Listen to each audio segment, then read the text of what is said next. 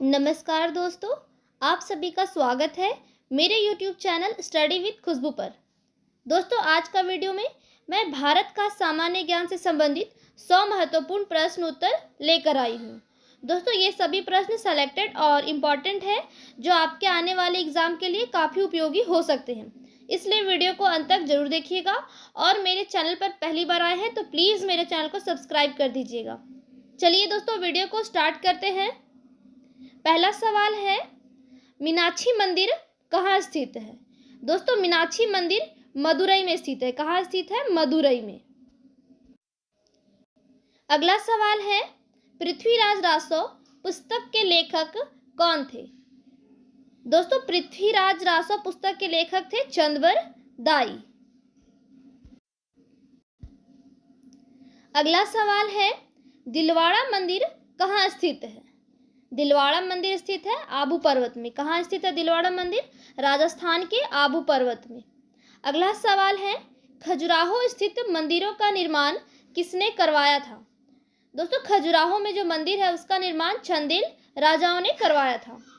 अगला सवाल है, विजय स्तंभ कहाँ स्थित है? सही जवाब है चित्तौड़गढ़।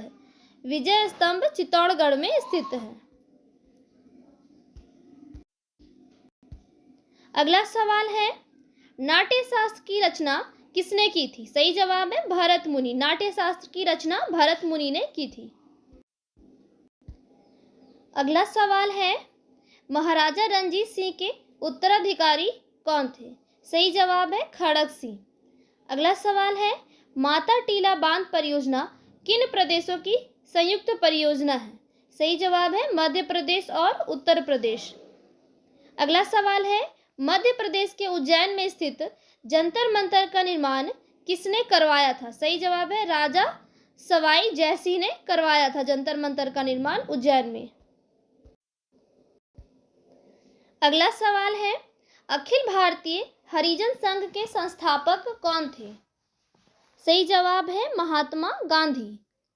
अगला सवाल है, पानीपत की दूसरी लड़ाई किस किस के बीच हुई थी? दोस्तों, सही जवाब है अकबर और हेमू के बीच। पानीपत की दूसरी लड़ाई अकबर और हेमू के बीच हुई थी। अगला सवाल है, भारत में प्रथम रेल लाइन का निर्माण कब हुआ था? दोस्तों, भारत में प्रथम रेल लाइन का निर्माण हुआ था 16 अप्रैल 1853 ईस्वी में मुंबई से थाने तक। अगला सवाल है, भारत में आधुनिक शिक्षा का जन्मदाता किसे कहा जाता है? सही जवाब है चार्ल्स ग्रांट। भारत में आधुनिक शिक्षा का जन्मदाता चार्ल्स ग्रांट को कहा जाता है। अगला सवाल है, हिंदू कॉलेज कोलकाता 1817 की स्थापना किसने की थी? दोस्तों, हिंदू कॉलेज 1817 ईस्वी में राजा राम मोहन राय और डेविड हेयर एंड एलेक्जेंडर डफ ने की थी। अगला सवाल है, आर्य समाज की स्थापना किसने की थी? सही जवाब है स्वामी दयानंद सरस्वती। अगला सवाल है, रामकृष्ण परमहंस का मूल नाम क्या था? रामकृष्ण परमहंस का मूल नाम था गदाधर चट्टोपाध्याय। अगला सवाल है, वेदों की ओर लौटो का नारा किसने दिया था? सही जवाब है स्वामी दयानंद सरस्वती ने दिया था वेदों की ओर लौटो का नारा। अगला सवाल है, महान संगीतज्ञ तानसेन किसके दरबार में रहते थे? दोस्तों, महान संगीतज्ञ तानसेन अकबर के दरबार में रहते थे। अगला सवाल है, मुगल काल की राजभाषा कौन सी थी? सही जवाब है फारसी। अगला सवाल है, किस युद्ध ने भारत में मुगल साम्राज्य की नींव डाली थी? सही जवाब है पानीपत का प्रथम युद्ध। दोस्तों, पानीपत का प्रथम युद्ध में भारत में मुगल साम्राज्य की नींव डाली थी। पानीपत का प्रथम युद्ध हुआ था 1526 ईस्वी में बाबर और इब्राहिम लोदी के बीच। अगला सवाल है, किसने अकबर की जीवन कथा लिखी थी? सही जवाब है अबुल फजल। अकबर की जीवन कथा लिखी थी अबुल फजल ने।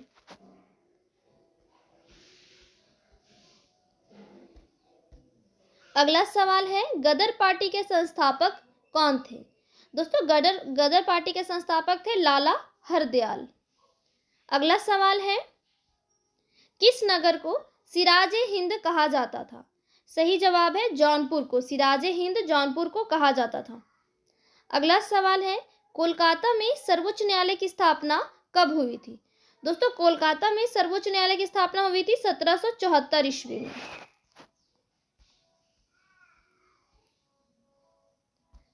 अगला सवाल है 1857 ईस्वी के विद्रोह के समय भारत का गवर्नर जनरल कौन था? सही जवाब है लॉर्ड कैनिंग। 1857 ईस्वी के विद्रोह के समय भारत का गवर्नर जनरल था लॉर्ड कैनिंग। अगला सवाल है हुमायूंनामा किसने लिखी थी? सही जवाब है दोस्तों गुलबदन बेगम। हुमायूंनामा गुलबदन बेगम ने लिखी थी। अगला सवाल है किस मुगल शासक का 2 बार राज्याभिषेक हुआ था? सही जवाब है औरंगजेब। औरंगजेब का 2 बार राज्याभिषेक हुआ था। अगला सवाल है शेरशाह सूरी का मकबरा कहाँ स्थित है? दोस्तों शेरशाह सूरी का मकबरा सासाराम में स्थित है। अगला सवाल है किस मुगल शासक को आलमगीर कहा जाता था? आलमगीर औरंगजेब को कहा जाता था।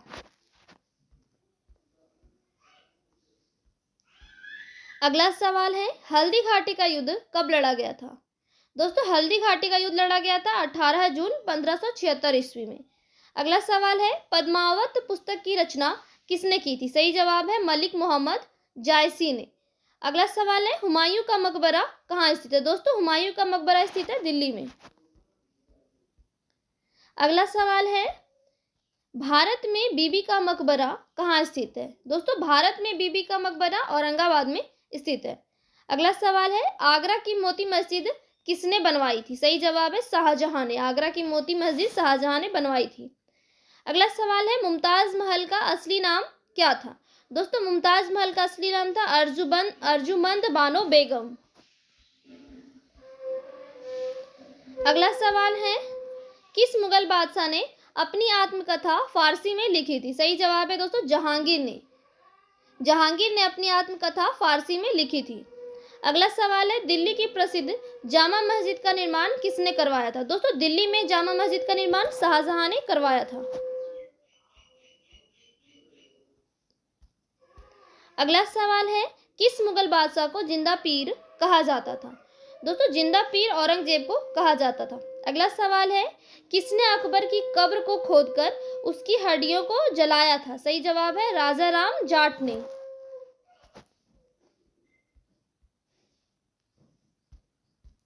अगला सवाल है मराठा राज्य का दूसरा संस्थापक किसे कहा जाता है? सही जवाब है बालाजी विश्वनाथ को। मराठा राज्य का दूसरा संस्थापक बालाजी विश्वनाथ को कहा जाता है। अगला सवाल है शिवाजी के साम्राज्य की राजधानी कहाँ थी? सही जवाब है रायगढ़। अगला सवाल है दास बोध के रचनाकार कौन थे? दोस्तों दास बोध के रचनाकार थे समर्थ रामदास।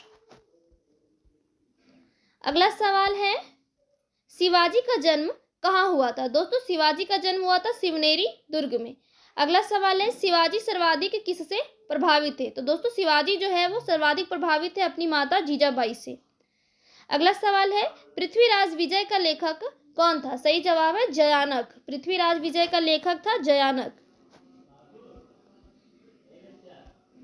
अगला सवाल है प्रसिद्ध चेतक घोड़ा किसका घोड़ा था? दोस्तों प्रसिद्ध चेतक घोड़ा महाराणा प्रताप का घोड़ा था। अगला सवाल है किस कंपनी ने सर्वप्रथम भारत में रेल सेवा प्रारंभ की थी? दोस्तों भारत में सबसे पहले रेल सेवा ग्रेट इंडियन पेनिनसुलर रेलवे ने की थी। अगला सवाल है भारत का प्रथम गवर्नर जनरल कौन था? दोस्तों भारत का प्रथम गवर्नर जनरल था लॉर्ड विलियम बेंटिक। अगला सवाल है किस सिख गुरु ने फारसी में जफरनामा लिखा था? दोस्तों फारसी में जफरनामा गुरु गोविंद सिंह ने लिखा था। अगला सवाल है आनंद मठ के लेखक कौन थे? दोस्तों आनंद मठ के लेखक थे बंकिम चंद्र चटर्जी। अगला सवाल है भूदान आंदोलन किसने प्रारंभ किया था? भूदान आंदोलन विनोबा भावे ने प्रारंभ किया था।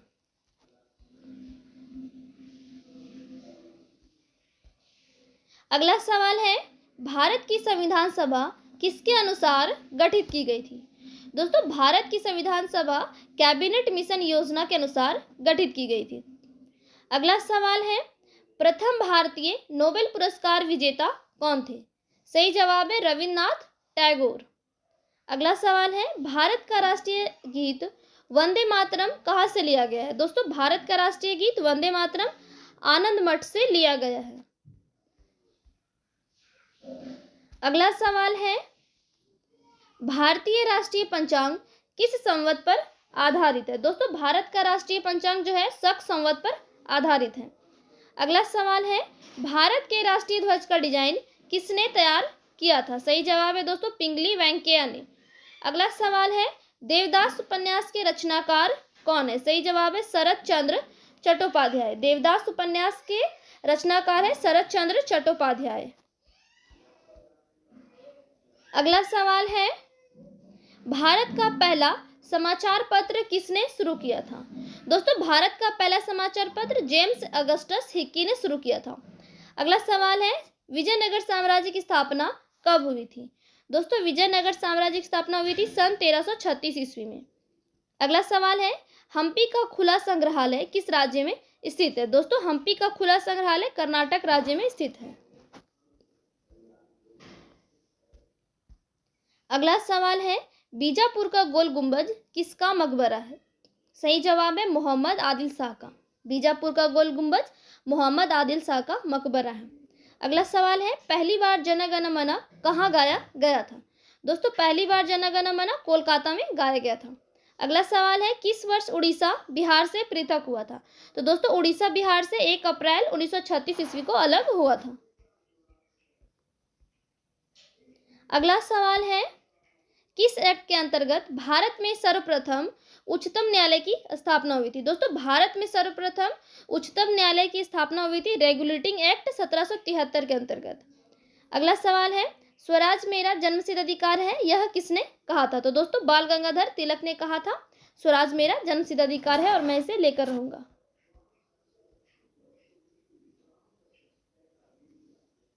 अगला सवाल है, भारत के राष्ट्रीय गान के रचयिता कौन है? दोस्तों भारत के राष्ट्रीय गान के रचयिता है रविन्द्रनाथ टैगोर। अगला सवाल है, बंगाल विभाजन के समय वायसराय कौन था? दोस्तों बंगाल विभाजन के समय वायसराय थे लॉर्ड कर्जन। अगला सवाल है, भारत और अफगानिस्तान के मध्य विभाजन रेखा को क्या कहते हैं? तो दोस्तों भारत और अफगानिस्तान के मध्य विभाजन रेखा को डूरंड रेखा कहते हैं। अगला सवाल है, महात्मा गांधी ने दांडी यात्रा कब प्रारंभ की थी? तो दोस्तों महात्मा गांधी ने दांडी यात्रा 12 मार्च 1930 ईस्वी को प्रारंभ की थी।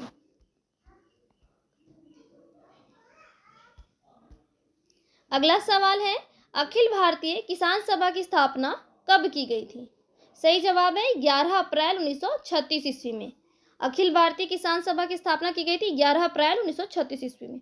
अगला सवाल है, सैडलर आयोग का संबंध किससे था? सही जवाब है शिक्षा। सैडलर आयोग का संबंध था शिक्षा से।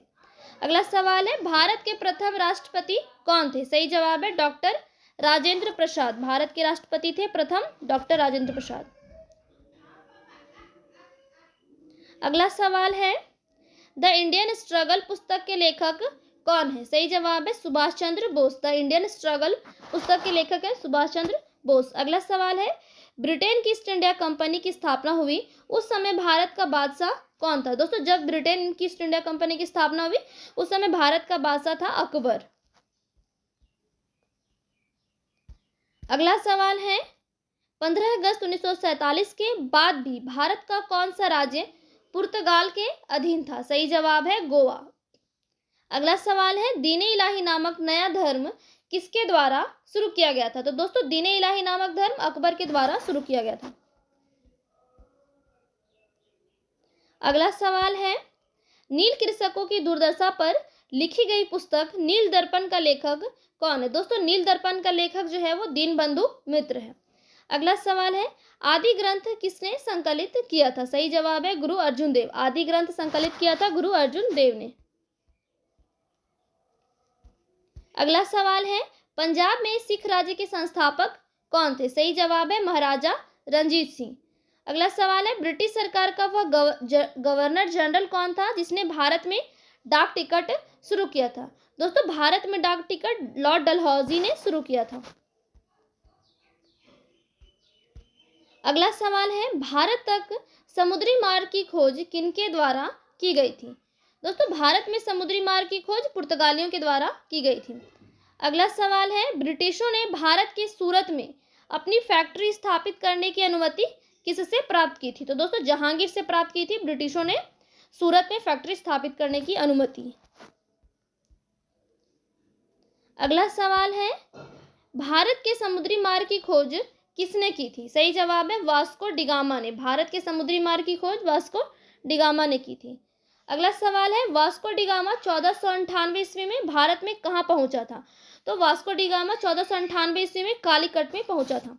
अगला सवाल है, आधुनिक भारत में हिंदू धर्म का पहला सुधार आंदोलन कौन सा था? तो दोस्तों सही जवाब है ब्रह्म समाज। अगला सवाल है, तत्वबोधिनी सभा के संस्थापक कौन थे? सही जवाब है देवेंद्रनाथ टैगोर। तत्वबोधिनी सभा के संस्थापक थे देवेंद्रनाथ टैगोर। अगला सवाल है, किस वायसराय ने बंगाल का विभाजन किया था? दोस्तों बंगाल का विभाजन लॉर्ड कर्जन ने किया था। अगला सवाल है, भारतीय क्रांति की माता किसे कहा जाता है? सही जवाब है मैडम भिकाजी कामा। अगला सवाल है, माउंटबेटन योजना की घोषणा कब की गई थी? दोस्तों माउंटबेटन योजना की घोषणा 3 जून 1947 ईस्वी को की गई थी। अगला सवाल है, किसके प्रयासों से सती प्रथा का उन्मूलन हुआ था? दोस्तों सती प्रथा का उन्मूलन हुआ था राजा राम मोहन राय के प्रयासों से।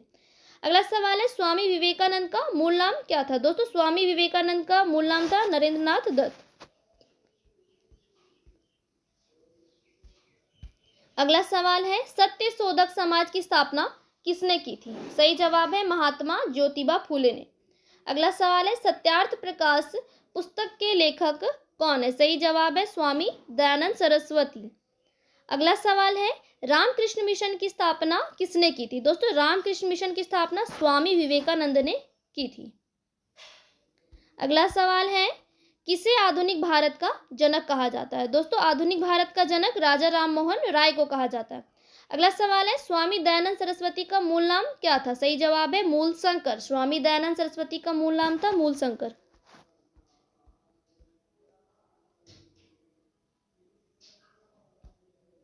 अगला सवाल है, राजा राम मोहन राय द्वारा ब्रह्म समाज की स्थापना कब की गई थी?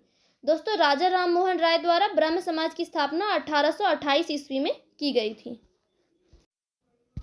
अगला सवाल है, भारतीय पुनर्जागरण आंदोलन के पिता कौन थे? दोस्तों भारतीय पुनर्जागरण आंदोलन के पिता थे राजा राम मोहन राय। अगला सवाल है, मुगल वंश का संस्थापक कौन था? दोस्तों मुगल वंश का संस्थापक था बाबर।